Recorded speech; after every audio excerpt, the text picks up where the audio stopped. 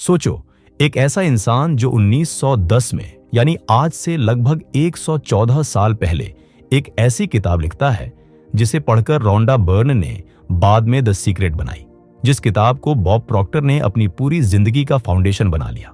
और आज भी लोग कहते हैं कि यार ये किताब 2026 में भी बिल्कुल फ्रेश और सही लगती है।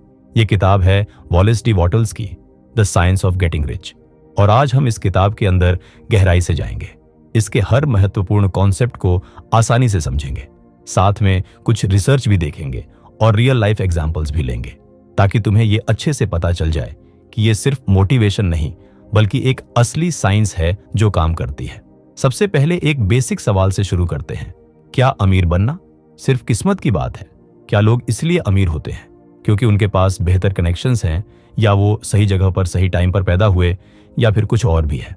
वॉलेस डी वॉटल्स साफ साफ कहते हैं कि अमीर होना एक साइंस है। मतलब ठीक वैसे जैसे गणित में 2+2 हमेशा 4 होता है, उसी तरह अगर तुम सही तरीके से सोचो, सही तरीके से काम करो तो रिजल्ट गारंटीड है। अब ये सुनने में थोड़ा फिल्मी लग सकता है, लेकिन थोड़ा और ध्यान से सुनो तो बात समझ आएगी। वॉटल्स खुद बहुत गरीब थे, उनकी जिंदगी स्ट्रगल से भरी पड़ी थी। उन्होंने दशकों तक गरीबी में रहते हुए ये स्टडी की कि आखिर अमीर लोग क्या अलग करते हैं, और 1910 में अपनी जिंदगी के आखिरी सालों में उन्होंने ये किताब लिखी। और मजेदार बात यह है कि इस किताब को लिखने के बाद उनकी अपनी जिंदगी भी बदल गई। तो ये कोई आर्मचेयर फिलोसोफर नहीं था जो सिर्फ थ्योरी दे रहा हो। ये एक ऐसा व्यक्ति था जिसने खुद अपनी जिंदगी में इन सिद्धांतों को टेस्ट किया और देखा कि ये काम करते हैं। अब आते हैं किताब के सबसे महत्वपूर्ण कॉन्सेप्ट पर, जिसका नाम है thinking in the certain way. ये फ्रेज पूरी किताब में बार बार आता है। वॉटल्स कहते हैं कि अमीर बनने के लिए तुम्हें एक खास तरीके से सोचना पड़ेगा। अब ये खास तरीका क्या है? ये है अबंडेंस की सोच, यानी ये मानना कि इस दुनिया में इतना कुछ है कि सबके लिए काफी है। ज्यादातर लोग स्कैर्सिटी माइंडसेट में जीते हैं। वो सोचते हैं कि अगर कोई और अमीर हो गया तो मेरी हिस्सेदारी कम हो गई, जैसे पैसा एक लिमिटेड पाई है और किसी ने ज्यादा स्लाइस ले ली तो मेरे लिए कम बच गया। लेकिन वॉटल्स कहते हैं कि ये सोच पूरी तरह गलत है, और यहां साइंस भी इस बात का साथ देती है। स्टैनफोर्ड यूनिवर्सिटी की साइकोलॉजिस्ट कैरल ड्वेक ने दशकों की रिसर्च के बाद ग्रोथ माइंडसेट का कॉन्सेप्ट दिया। उनका कहना है कि जो लोग मानते हैं कि उनकी क्षमताएं और संसाधन बढ़ सकते हैं, वो असल में बेहतर रिजल्ट्स हासिल करते हैं। ये सीधे वॉटल्स की सर्टेन वे ऑफ थिंकिंग से जुड़ता है। जब तुम अबंडेंस में सोचते हो तो तुम्हारा दिमाग लिटरली अलग तरीके से काम करना शुरू कर देता है। तुम्हारा रेटिकुलर एक्टिवेटिंग सिस्टम, यानी वो हिस्सा जो तय करता है कि किन चीजों पर ध्यान देना है, वो सिर्फ वही चीजें नोटिस करने लगता है जो तुम्हारी सोच से मैच करती हैं। एक रियल लाइफ एग्जांपल लेते हैं। सारा ब्लेकली, जो स्पैंक्स की फाउंडर है, वो पहले फ्लोरिडा में फैक्स मशीन बेचने वाली लड़की थी। उसके पास सिर्फ $5,000 थे, लेकिन उसकी सोच कभी लिमिटेड नहीं थी। वो हमेशा सॉल्यूशंस ढूंढती थी, प्रॉब्लम्स नहीं। उसने खुद हो करके अपना प्रोडक्ट डिजाइन किया, खुद फैक्ट्रीज को कोल्ड कॉल किया, खुद नीमन मार्कस के बायर के सामने डेमो दिया, और आज वो अमेरिका की पहली सेल्फ मेड फीमेल बिलियनियर है। क्या उसके पास बड़े कनेक्शंस थे? नहीं। क्या उसके पास MBA था? नहीं। लेकिन उसका थिंकिंग पैटर्न बिल्कुल वही था जो वॉटल्स ने डिस्क्राइब किया है। अब दूसरा बहुत पावरफुल कॉन्सेप्ट जिसे मैं सबसे ज्यादा पसंद करता हूं, वो है creative mind versus competitive mind. Wattles कहते हैं कि दुनिया में 2 तरह के लोग होते हैं। पहले वो जो कॉम्पिटिटिव माइंड से काम करते हैं। ये लोग हमेशा दूसरों से ज्यादा लेने की कोशिश करते हैं। अगर मार्केट में 10 लोग एक ही काम कर रहे हैं तो ये सोचते हैं कि मैं उनसे सस्ता करूंगा, मैं उन्हें धोखा दूंगा, मैं उन्हें आउटबिड कर दूंगा। ये लोग एक दूसरे को नीचा दिखाने में अपनी एनर्जी वेस्ट करते हैं। दूसरे तरह के लोग हैं जो क्रिएटिव माइंड से काम करते हैं। ये लोग नया वैल्यू क्रिएट करते हैं। ये सोचते हैं कि मैं कुछ ऐसा करूंगा जो पहले कभी था ही नहीं। स्टीव जॉब्स इसका परफेक्ट एग्जाम्पल है। जब नोकिया और मोटोरोला फोन मार्केट पर राज कर रहे थे, जॉब्स ने सोचा कि मैं उनसे बेहतर फोन नहीं बनाऊंगा, मैं एक ऐसी डिवाइस बनाऊंगा जो फोन, म्यूजिक प्लेयर और इंटरनेट डिवाइस तीनों को एक साथ करती हो। 2007 में आईफोन लॉन्च हुआ और उसने पूरी इंडस्ट्री को बदल दिया। ये कॉम्पिटिटिव थिंकिंग नहीं थी, ये क्रिएटिव थिंकिंग थी। हार्वर्ड बिजनेस स्कूल की रिसर्च भी ये बात सपोर्ट करती है। जब लोग जीरो सम गेम सोचते हैं, यानी अगर तू जीता तो मैं हारा, तो उनका दिमाग थ्रेट रेस्पॉन्स में चला जाता है और थ्रेट रेस्पॉन्स में क्रिएटिविटी लगभग 0 हो जाती है। लेकिन जब लोग अबंडेंस और कोलैबोरेशन की सोच रखते हैं, तो उनका प्रीफ्रंटल कॉर्टेक्स एक्टिवेट होता है, जो क्रिएटिविटी, प्रॉब्लम सॉल्विंग और लॉन्ग टर्म प्लानिंग के लिए जिम्मेदार है। इसका मतलब है कि कॉम्पिटिटिव सोच तुम्हारे दिमाग को लिटरली डम बना देती है, जबकि क्रिएटिव सोच तुम्हें स्मार्टर बनाती है। यूनिवर्सिटी ऑफ पेंसिल्वेनिया के डॉक्टर मार्टिन सेलिगमन की रिसर्च भी यही बताती है कि लर्न्ड ऑप्टिमिज्म यानी सीखी हुई पॉजिटिव सोच मेजरेबल रिजल्ट्स देती है। उनके स्टडीज में पाया गया कि जो सेल्स पर्सन ऑप्टिमिस्टिक थे वो पेसिमिस्टिक सेल्स पर्सन से 37% ज्यादा सेल्स कर पाते थे। सिर्फ सोच बदलने से इतना बड़ा फर्क पड़ता है। और यही बात वॉटल्स 1910 में कह रहे थे कि सोच का डायरेक्ट असर रिजल्ट्स पर पड़ता है। तो अब तक हमने सर्टेन वे ऑफ थिंकिंग क्या है, क्रिएटिव वर्सेस कॉम्पिटिटिव माइंड का फर्क क्या है, और साइंस ने इन कॉन्सेप्ट्स को कैसे वैलिडेट किया है, ये समझ लिया है। लेकिन अभी भी एक बहुत जरूरी चीज बाकी है, जो इस किताब का शायद सबसे पावरफुल आइडिया है, वो है एक्टिंग इन द प्रेजेंट। ये कॉन्सेप्ट इतना महत्वपूर्ण और इतना मिसअंडरस्टूड है कि हम इसे अगले हिस्से में और डिटेल में समझेंगे, क्योंकि ज्यादातर लोग सोचते हैं कि सक्सेस फ्यूचर में मिलेगी, जब टाइम आएगा तब करूंगा, अभी थोड़ा और तैयार हो जाऊंगा। लेकिन वॉटल्स कुछ और ही कह रहे थे, और वो बात सुनकर शायद तुम्हारा पूरा पर्सपेक्टिव बदल जाए। तो हम वहीं रुके थे जहां वॉटल्स का सबसे पावरफुल और सबसे मिसअंडरस्टूड कॉन्सेप्ट आता है, एक्टिंग इन द प्रेजेंट। अब ये सुनने में बहुत सिंपल लगता है, लेकिन इसकी गहराई समझने के लिए पहले एक चीज समझनी होगी, और वो है प्रोक्रास्टिनेशन की साइकोलॉजी। एक स्टडी है जो मुझे बहुत पसंद है, फूसिया सिरोइस ने 2014 में की, जिसमें उन्होंने 3500 से ज्यादा लोगों को देखा और पाया कि जो लोग क्रॉनिकली प्रोक्रास्टिनेट करते हैं उनके अंदर एक कॉमन पैटर्न था। वो हमेशा फ्यूचर सेल्फ पर भरोसा करते थे। मतलब वो सोचते थे कि आज का मैं नहीं, कल का मैं ज्यादा एनर्जी वाला होगा, ज्यादा टाइम वाला होगा, ज्यादा मोटिवेशन वाला होगा। और ये फ्यूचर सेल्फ कभी आता ही नहीं, क्योंकि जब कल आता है तो फिर से अगले कल का इंतजार शुरू हो जाता है। वॉलेस वॉटल्स ने 1910 में ठीक यही बात कही थी।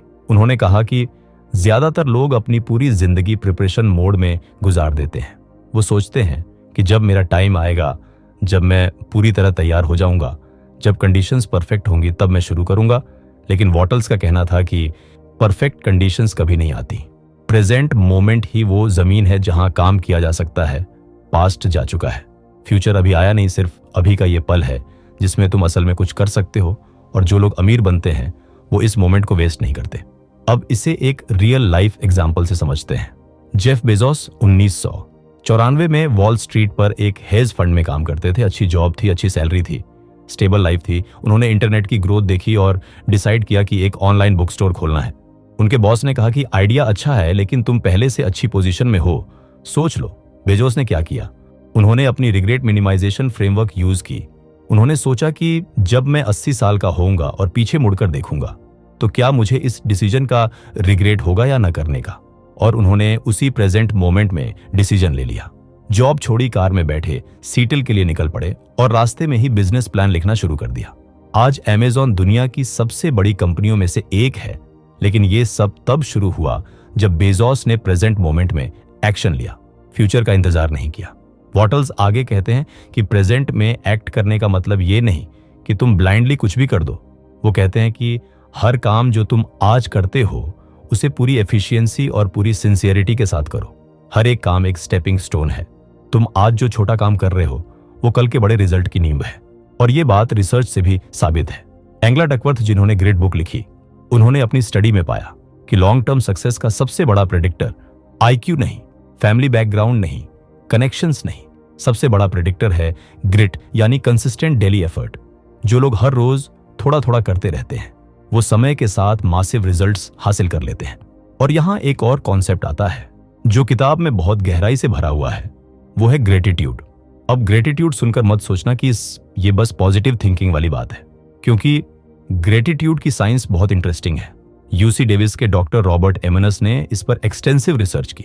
उनका कहना है कि जो लोग रेगुलरली ग्रेटिट्यूड प्रैक्टिस करते हैं, यानी जो अपनी जिंदगी में जो अच्छा है उसके लिए थैंकफुल रहते हैं, उनका इम्यून सिस्टम मजबूत होता है, वो बेहतर नींद लेते हैं, उनका स्ट्रेस लेवल कम होता है और वो फाइनेंशियली भी बेहतर डिसीजन लेते हैं। एक स्टडी में पाया गया कि ग्रेटफुल लोग अपने फाइनेंशियल गोल्स के लिए 20% ज्यादा डिसिप्लाइंड थे, जिनकी तुलना में जो ग्रेटफुल नहीं थे। वॉटल्स कहते हैं कि ग्रेटिट्यूड एक ब्रिज है जो तुम्हें तुम्हारी करंट रियलिटी से तुम्हारी डिजायर्ड रियलिटी तक ले जाता है। जब तुम जो है उसके लिए थैंकफुल होते हो तो तुम एक ऐसी फ्रीक्वेंसी पर होते हो जो और अच्छी चीजों को अट्रैक्ट करती है। अब ये लॉ ऑफ अट्रैक्शन वाली बात लग सकती है, लेकिन इसे थोड़ा अलग तरीके से समझो। जब तुम जेन्युइनली ग्रेटफुल होते हो तो तुम्हारा स्ट्रेस कम होता है। स्ट्रेस कम होने से तुम क्लियरली सोच पाते हो, क्लियर सोचने से बेहतर डिसीजन ले पाते हो और बेहतर डिसीजन से बेहतर आउटकम्स आते हैं। ये एक चेन है और ग्रेटिट्यूड इस चेन की पहली कड़ी है। बहुत से लोग इस किताब को गलत समझते हैं।